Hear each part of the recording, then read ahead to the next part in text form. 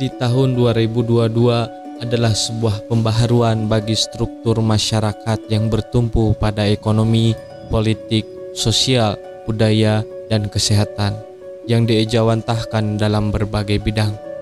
Tahun 2022 adalah tahun yang berat, adanya pandemi memukul banyak sektor.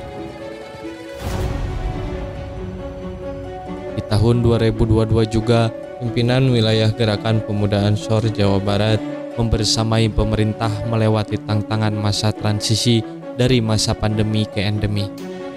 Gerakan Pemuda Ansor yang mempunyai spirit untuk berperan aktif dalam proses pembangunan juga pemberdayaan dengan mengerahkan usaha yang terbaiknya dalam menunjukkan kualitas peran untuk mempertahankan eksistensinya dalam perjalanan bangsa dan bersandar pada peran aktif menuju cita-cita kemerdekaan bangsa Indonesia yang berkemakmuran, berkeadilan, berkemanusiaan, dan bermartabat bagi seluruh rakyat Indonesia yang diridhoi Allah Subhanahu wa Ta'ala. Pada bulan Agustus 2022, pimpinan Pusat Gerakan Pemuda Ansor membentuk dua badan baru, yaitu Satuan Tugas Normalisasi Organisasi dalam rangka penataan organisasi di masa pandemi dan Badan Cyber Ansor. Hal ini diejawantahkan oleh pimpinan wilayah Gerakan Pemuda Ansor Jawa Barat dengan membuat pelatihan cyber digital dan juga memperbanyak konten positif dalam rangka memberikan nilai-nilai edukasi kepada masyarakat, khususnya terkait dengan keberagaman. Tentu kerja-kerja organisasi pun banyak mengalami perubahan karena perlu beradaptasi dengan perubahan zaman yang bergerak dengan cepat. Bergerak secara terpimpin dan beriringan di ruang digital adalah sebuah keniscayaan di era yang serba terdigitalisasi. Dalam melewati pertarungan transformasi media juang, pimpinan wilayah Gerakan Pemuda Ansor Jawa Barat menggeser dakwah konvensional ke media digital dengan memberikan ruang pada kader-kader untuk berproses dan menebar manfaat bagi umat. Selain itu, sebagai upaya untuk menopang ketahanan pangan nasional, pimpinan wilayah Gerakan Pemuda Ansor Jawa Barat membangun sebuah lahan tani yang hasil buminya bisa langsung dirasakan oleh masyarakat sekitar, dan juga dalam rangka memberdayakan para petani lokal yang pada saat bersamaan dibekali dengan pengetahuan tentang bertani. Tentu sebagai sebuah organisasi kepemudaan, Gerakan Pemuda Ansor menekankan kepedulian sosial bahwa setiap kerja-kerja organisasi yang dilakukan itu bermuara pada akuntabilitas sosial.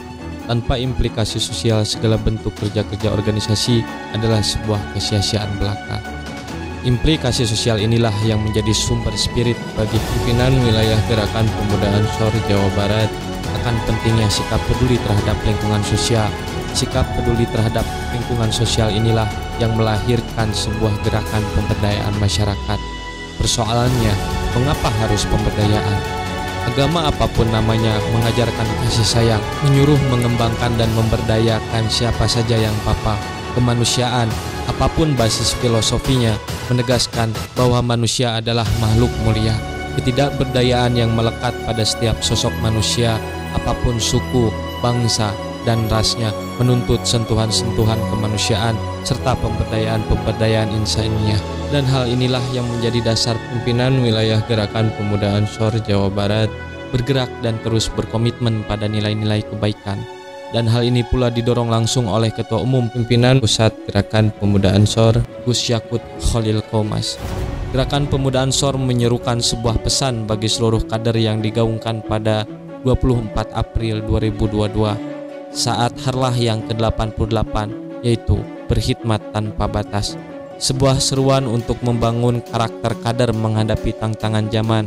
Selain kontribusi pada negeri, Gerakan Pemuda Ansor juga berbenah secara internal seiring dengan perkembangan zaman.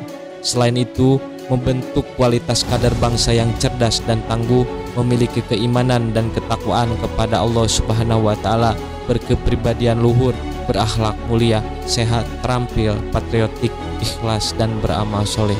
Pimpinan wilayah Gerakan Pemuda Ansor Jawa Barat mengaktualisasikan program kaderisasi dengan melaksanakan diklatsus protokoler, latihan instruktur, pelatihan bagana, dan belasan pelatihan kaderisasi lainnya di tahun 2022. Di akhir tahun, gempa bumi Cianjur menjadi duka kita semua. relawan bencana, pimpinan wilayah Gerakan Pemuda Ansor Jawa Barat mendistribusikan bantuan ke 1.200 titik lokasi bencana.